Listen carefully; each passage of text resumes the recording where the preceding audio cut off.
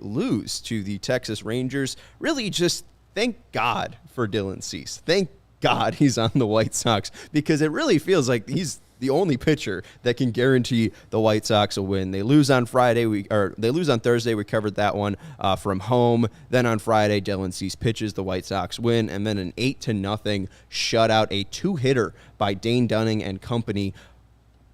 Did you guys enjoy your weekend? Oh, yeah, because I didn't watch the White Sox last night. It was awesome. I mean, I did tune in because Dylan Cease on Friday was out there doing his thing, wasn't striking out people, but gave up that early earned run. He's like, all right, that's enough. I hope you guys enjoyed that. All I need is one more run. And Eloy handled that with that rocket home run that he hit. So I was done watching the White Sox for the weekend until I knew I had to come in for today. And then when I saw the 8-0 score when I got home, I was like, it was a good choice. Good choice of enjoying my Saturday, not getting frustrated with this team. Because 3 runs versus this Texas team for the whole weekend in 3 games is pathetic. Just absolutely pathetic. And I do not know how they're going to fix it. But something has to change. Something, like, I don't know. Well, they're going to get healthy. Turn over a table. I don't know what has to happen. I want something to change. I'll do whatever it needs to be. If I got to do something, cool. If they got to do something, I would much prefer it, because I'm tired of watching a lackluster offense when the pitchers go out and give their all. And, Michael Kopech wasn't great yesterday, but I could be discouraged if I was a pitcher. It's like, you know what? Even if I go out there and, even if I go out there and shove like Johnny Cueto does, pitches the whole game, they're still going to lose. I mean, it's discouraging. Absolutely. And I mean, like I said, there is no more excuses. What's the excuse anymore? There's no trades that were made at the deadline. Everyone is fully healthy. This is the first full series where they have the core 6 that they had in 2020. What's left? I mean, is it just they're not healthy enough? The 6 guys aren't healthy enough? They're not hitting. We've been saying this since April. They're not hitting. Oh, I mean, the 6 guys are there, and those 6 guys aren't hitting. Some of them are. But, I mean, guys, Yasmani Grandal, Yohan Moncada, these are season-long descriptions now. We are not in wait till they turn it around mode anymore. And, of course, they still could, but at this point, what great shakes is that going to do for this team? They do talk about getting hot at the right time. Maybe they get hot in September, but mercy. This has been going on all year long, and you're right. It doesn't seem like anything's changing. Even when some good things happen, it's other things are not clicking. We talked all about the defense on Thursday night and how that was not really up to par either. So it's not working. I asked Rick Hahn last week, what's going on with the hitting? Is the message the right run that's being sent? Are the guys not listening? What's going on? And it very much sounded like at the moment, they don't think any changes are necessary other than the guys need to do their jobs. The players need to do their jobs and hit. And it sounds like any evaluation on people's job security would have to wait until the offseason, which I think is kind of what I've suspected this whole time, if that was going to happen.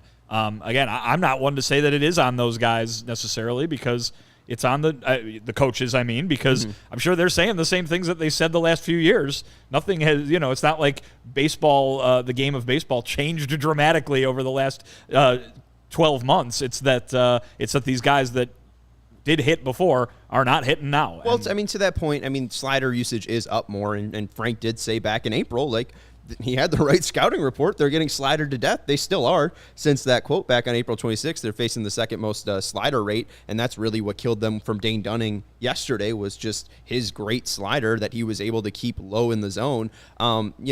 They were getting slidered to death, and he said they need to walk. Well, they haven't walked. They have the lowest walk rate in Major League Baseball. So it is really discouraging from the offense. And you mentioned nothing's changing. I guess one thing's changing. Tim Anderson suspended and going from a 3-game suspension, it's going to a 2-game suspension. Lenine Sosa has been called up from Charlotte, and I was just trying to make a nice little segue there. That's all I was trying to do there. But it does sound like Lenine Sosa's stay with the White Sox could be short, according to James Fegan, who's down in Texas.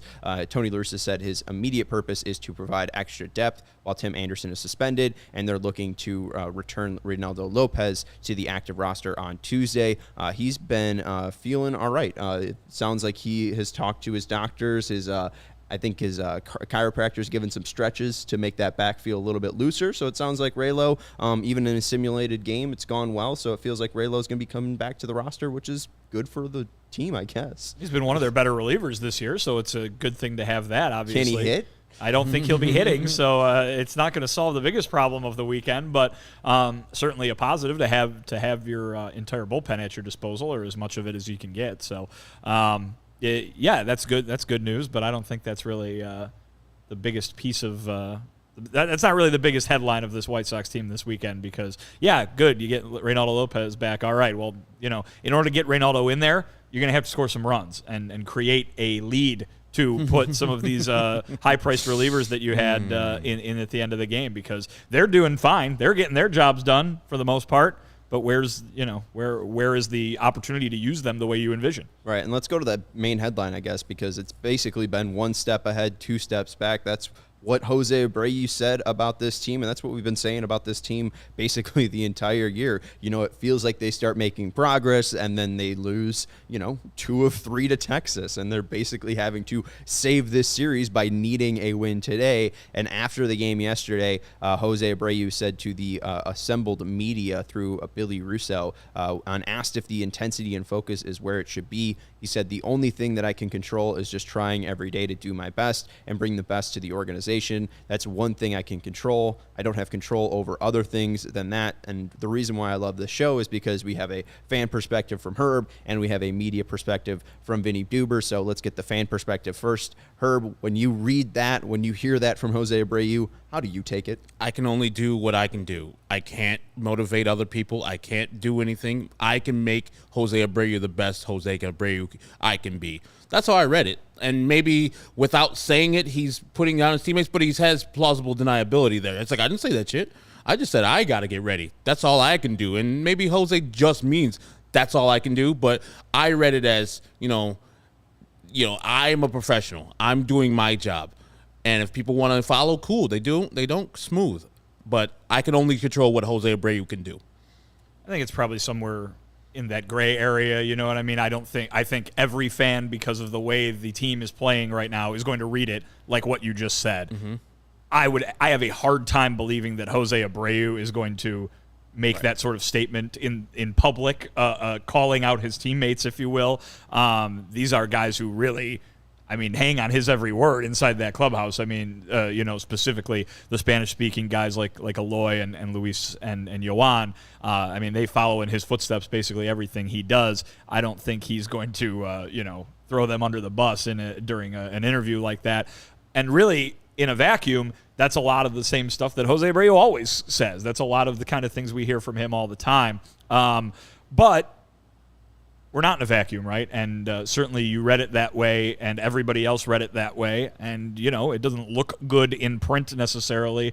I don't think that was Jose's intent. I think that kind of just goes along with what he always says. But it's not him saying we're all so great and everybody's doing everything so fantastically, which is also the kind of thing that he says fairly frequently. So, the situation is not good, and I think when you see this stuff, you have to have the accompanying context of the season going along with it, because it's unavoidable. Rick Hahn made all those comments about swagger last week, and then what did Lance Lynn say after he pitched? It's hard to have swagger when you're playing like shit.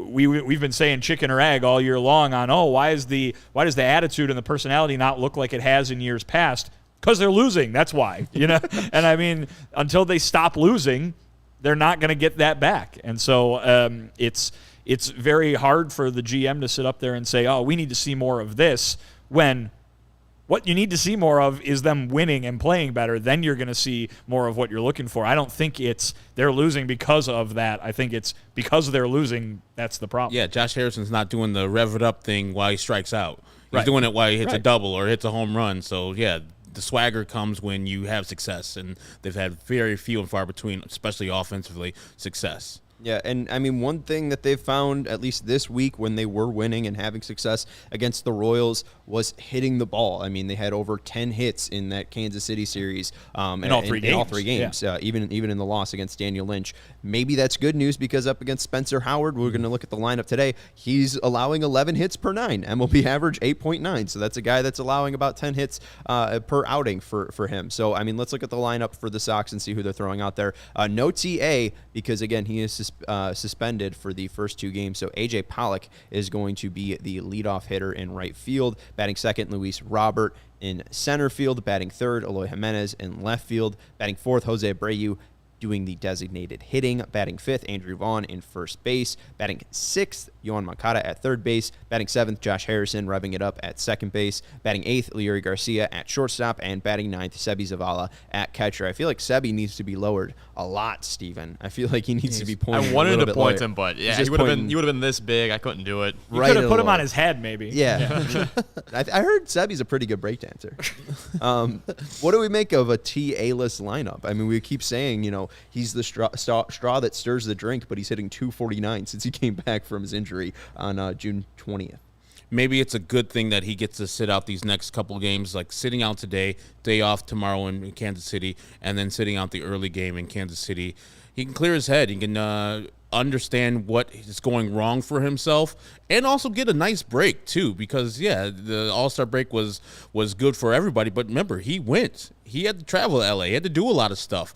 And so maybe he's just been running himself ragged, and this 2-3 day break will be good for his body, good for his eye, his vision, because he's lost up at the plate since he's come back from the injury. Mostly since, mid-June? He's been pretty much lost. June 20th. Power's been really sucked out of him. And a couple days will do him really well because what he did to this umpire and when he hit him with the brim of his cap was uncalled for. I know the umpire might have thrown him out a little early, but he already knows that he cannot touch the umpire as he got suspended last year for the same thing. So Tim needs to have a little chill-out time and maybe think about how he needs to progress from here on out. Yeah, I mean, the results have not obviously been very Tim Anderson-like, have they? And I think, to see an average from him that's that low over the course of a period of time, it's not only unfamiliar and strange to see, it's very unhelpful to an offense that needs him to be himself. I mean, you can only expect them to score runs if guys are getting on base to set the table.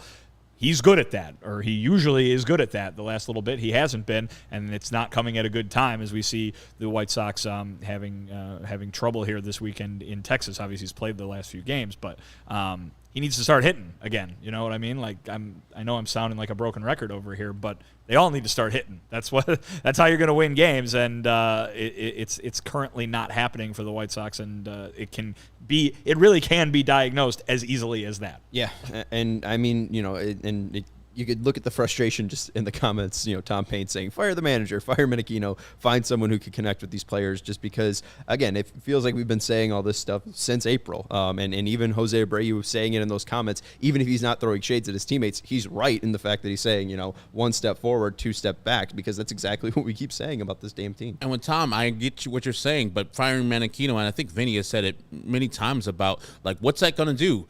I understand, you need accountability, and I'm calling for it. But I'm saying on the other side of that, do the players say, you know what? Yeah, we need a new voice in there. Does Chris Johnson or whoever is the new hitting coach come in and it's let's go, guys. Let's start hitting the ball on the bat. Do they start listening? You might get a dead cat bounce from the new hitting coach, but it's up to the hitters ultimately, and if that's what they need, they are not professionals then. If they need Frank Menachino to be fired, they're not professionals. It's up to them. Yes, I would like some accountability, and if it comes after the season, I'll be more than happy for that. But I don't know if firing Menachino equals White Sox start hitting. If it did, I would fire it yesterday. Well, so I want to at least put some numbers or ideas to why people say Chris Johnson might actually make a change, because we've seen Gavin Sheets go down to AAA, come up, and he's been better, and they did work on stuff down in Charlotte, him and Chris Johnson did. We also saw that when Luis Robert came back last year, went down to Charlotte, went through his rehab, Chris Johnson worked on opening up his swing and opening up his stance. So we've seen that. Danny Mendick obviously made some changes. He was a different hitter when he came up this year. Sebi Zavala obviously has gone through some changes. This is not the same Sebi Zavala that we have seen. So I think that some people, even Jake Berger, seems to be more of himself after he has a stint down in Charlotte. I think that there are some results that you can look at and be like, hey, some of these guys work well with Chris Johnson.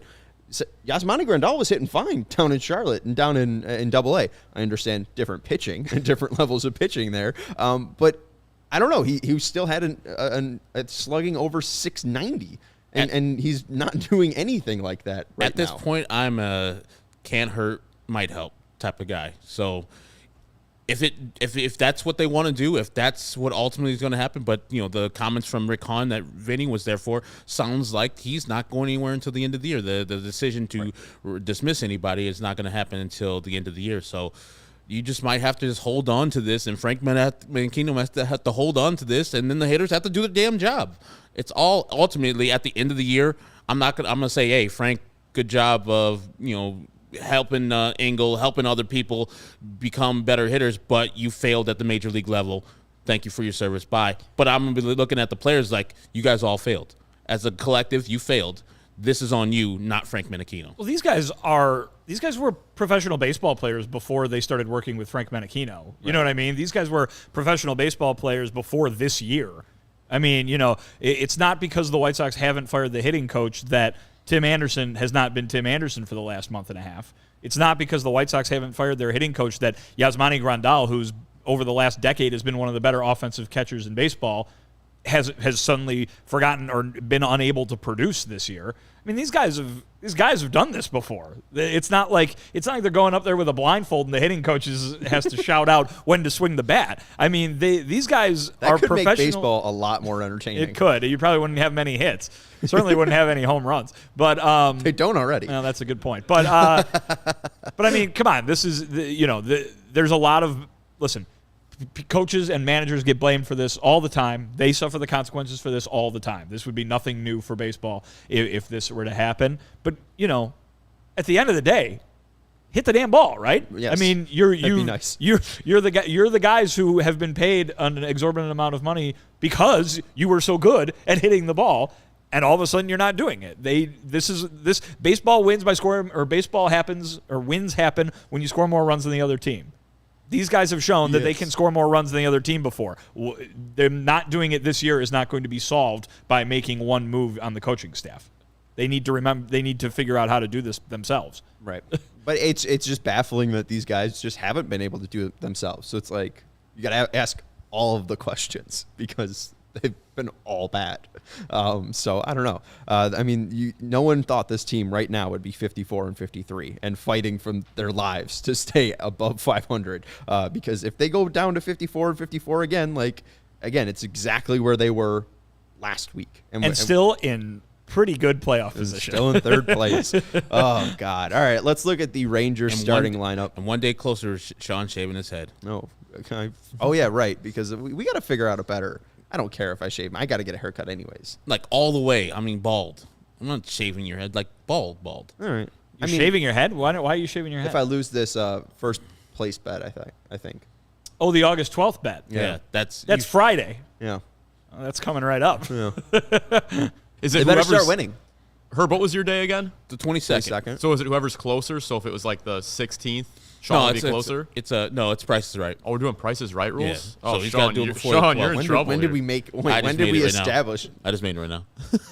Whatever. I don't care. Shave my damn head. Fuck this team. Let's look at the Rangers starting lineup. This is going on a 6-game winning streak and just ruined my thing. I was like, sons of bitches. Leading off for your Texas Rangers, Marcus Semien playing second base, batting second, Corey Seager playing shortstop, batting third, the dastardly founding father Nathaniel Lowe playing first base, batting fourth, Adolis Garcia in right field, batting fifth, Jonah Heim, catcher, batting sixth, Mibris Viloria playing designated hitter, batting seventh, Leotis Taveras playing center field, batting eighth, Ezekiel Duran playing third base, and batting ninth, Bubba Thompson in left field. Very dangerous lineup that scored 8 runs last night. Yeah, Still not impressed with the lineup. It's fine, not great. It shouldn't be getting 8 runs off of your starting, or 4 off your starting pitcher, and then off of your bullpen 4 more. So this should be shutdown time. I know Lucas is struggling this year, but you look at that lineup, you're like, okay, there's some tough stuff up the top. And Duran hit his third home run, I think second off the White Sox in this season. Good, congratulations. That is not a lineup that should be getting 8 runs off of your pitching staff, especially this pitching staff. Well, I mean, they do have something the White Sox don't have, and that's a positive run differential. Yeah. Rangers are at +5 after yesterday's 8-0 victory. Yeah, but do you think they should be scoring 8 runs off of Kopech and simple bullpen pieces? No. And the White Sox not seeing Dane Dunny was so frustrating. I mean, I love Dane. He's my guy, and I wish him luck here on out. But to get 1 hit by that guy for, 6 innings, and then 1 hit for the reliever who came in the game, no. This is not a good team. And to lose to this team the way they did last night and the way they did on Thursday night, and then even Friday wasn't even satisfying. 2 runs versus that team, you did need Dylan Cease to shove and the bullpen to come in and do work to grab 1 win in Texas. This is pathetic, just absolutely pathetic. We need a blowout today, an absolute 11-0 blowout, because this pitcher, we'll get to him in a second, is at the bottom of the league. Just like Adam Oller was at the bottom of the league. I think it was last Sunday we faced him, and they got 4 runs off him eventually in 6 innings, but it took so long to get there. So I got some good news. White Sox on a 6-game winning streak on Sundays. That makes you feel any better? 3 of those at least are Dylan Cease, if not more. Yes. Certainly the last 3 all have been Dylan Cease. 24th, 17th, and I think 10th were all Dylan Cease. They're 12-6 on Sundays and a whole this year in 2022. They're 12-6 on Sundays. So they like playing on Sundays. So does that make you feel any better? No. Okay. I mean, just like you said, Dylan Cease was pitching 3 of those days. And then I remember a couple of those Sundays were the Michael Kopech Sundays where he was dominating the Yankees. Yeah. So, we don't have either of those guys pitching tonight. And, I'm down on my guy, Lucas Giolito, and this is not a large game. This is like a medium game. Well, I'm pretty sure Lucas Giolito pitched on the Sunday that they won 13-4 against the Giants, the sweeper finale, I'm pretty sure. So Lucas has been large game Lucas before on a Sunday. I'm just saying. Oh, now you're looking at the schedule. Now you're going to prove me wrong. All right, I'm going to prove you right, Sean. Let's look at the pitchers for today. We talked about LG, so let's look at Lucas's numbers this year. Sean was right. Boom. Lucas Giolito, large game Lucas, 101 1/3 innings pitched this year, a 5.06 ERA, 112 hits allowed, 115 strikeouts to 39 walks, and an ERA plus of 79. Spencer Howard, who is a former Phillies prospect, came over in the very notable Kyle Gibson trade. MIZ. Spencer Fellow Howard Tiger, Kyle Gibson. throwing 34 and a third innings this year, a 6.82 ERA, 42 hits allowed, 29 strikeouts, 14 walks, and 58 ERA plus. You mentioned it, Herb. Spencer Howard, not good numbers. Not at all. You can see right there. He's given up 8 more hits than innings pitched. He's given up 11 home runs in 9 appearances this year, 7 of these being starts. He is what people say are the bottom of the league pitchers. Like, we're talking about Adam Oller. Like, these are the pitchers that you should be attacking. And a couple of his starts, like, very seldom, he pitches 5 innings and gives up nothing. But most of these games, he's given up 6, 4-run, 5-run, and he's only goes 5 and dives. So the most he's gone this year is 5 innings pitched. So it tells you that this guy walks a lot of people and gives up a bunch of hits, and he doesn't have the length to get to the 6th inning. That being said, Adam Oller had the same thing. Eventually, the White Sox scored 4 earned runs versus him. But let's go. Got to attack him early before he gets settled in and understand what he is trying to do, and he's not ready for prime time. And I know Timmy's not in the lineup, but that might be a good thing. A.J. Pollock's got to set the tone immediately like he did in Detroit. This is a team that can – listen, there was a mention in the comment. I know we've been talking about the fact that the White Sox can't hit. There's a comment that was absolutely right. They can hit. They can hit. But they can get hits. But they cannot score runs. No. And so in order to do that, you need to have a bunch of hits in a row. Again, groundbreaking I like it, baseball though. analysis No, I here. like it. This is a pitcher against which you can do that. Yes. And so they need to have a few crooked number innings. I don't know if that's actually going to happen because obviously they've struggled against other Texas Rangers pitchers this weekend who have not been, the end-all be-all when it comes to baseball's best. So, it's one of those things where they're going to surprise you one of these days and they're going to score 7-8 runs at some point, but then it's what happens the next day and what happens the next day and what happens the next day. And we've been stuck here with this team all year long.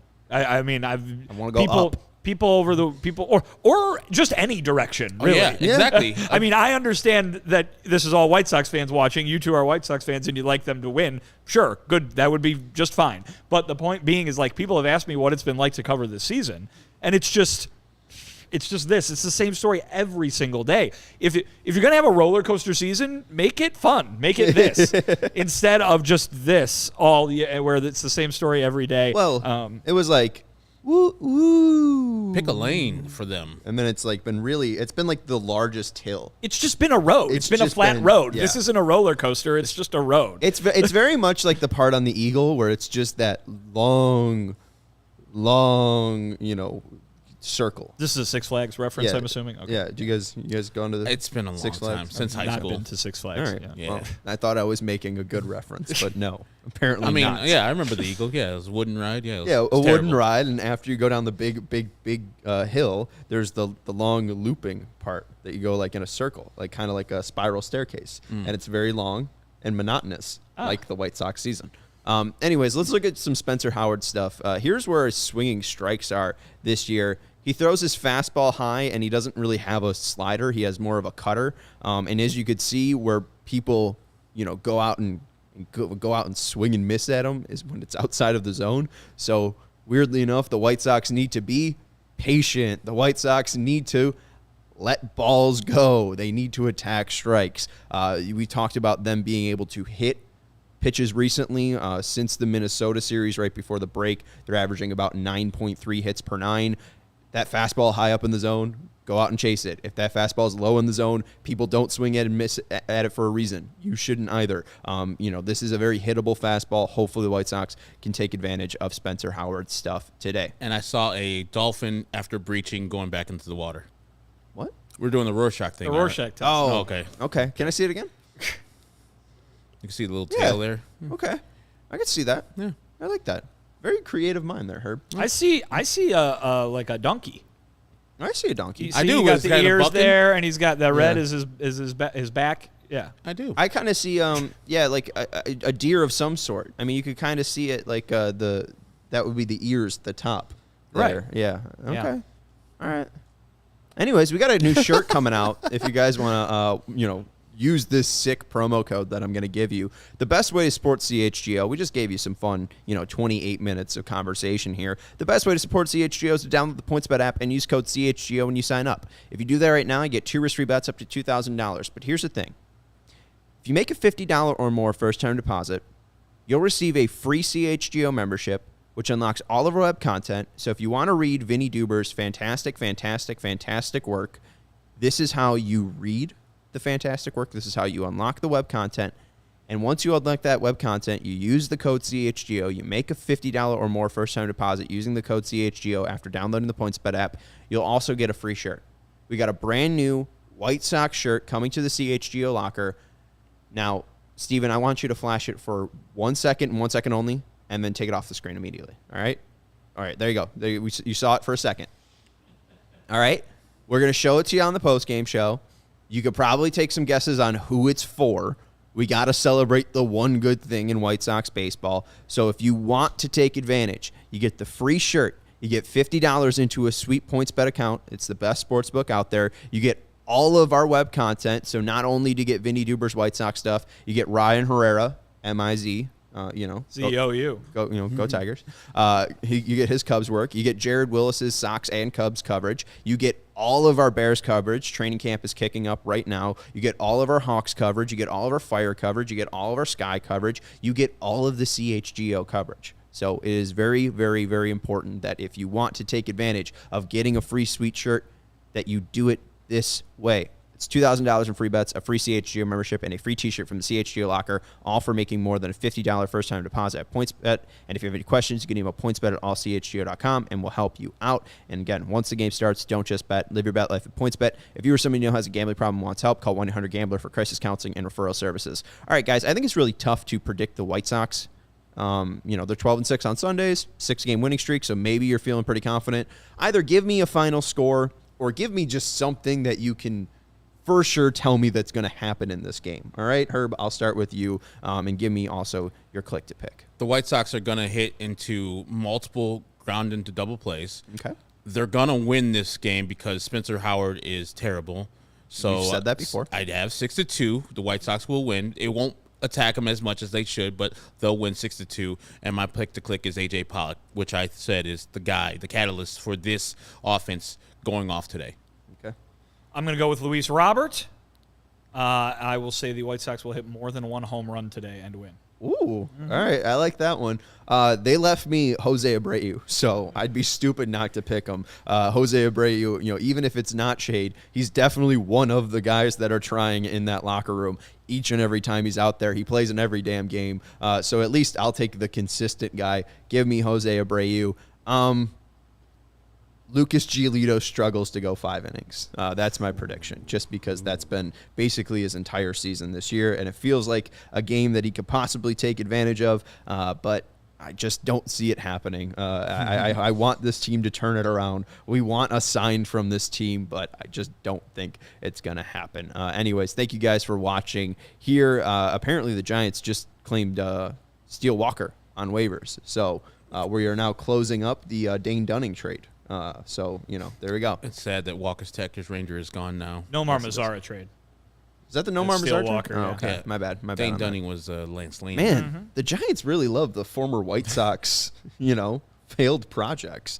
Anyways, thank you for joining us on the CHGO White Sox pregame show. Make sure you join us after the final out is made here on the CHGO Sports YouTube channel. That's Vinnie Duber. You can follow him on Twitter at Vinnie Duber. He's the CHGO White Sox beat writer. That's Herb Lawrence. You can follow him on Twitter at Ecknerwall23. He's the CHGO White Sox community leader. And I'm Sean Anderson. You can follow me on Twitter at Sean_W_Anderson. Again, use that code CHGO when you sign up for PointsBet. You can talk to us in our Discord as well. That's a part of the CHGO membership. You're going to get that sweet free new shirt as well, so make sure you're downloading that PointsBet app and using code CHGO when you sign up. Thank you to Stephen Nicholas for producing the show, and we'll talk to you after the game. Go White Sox.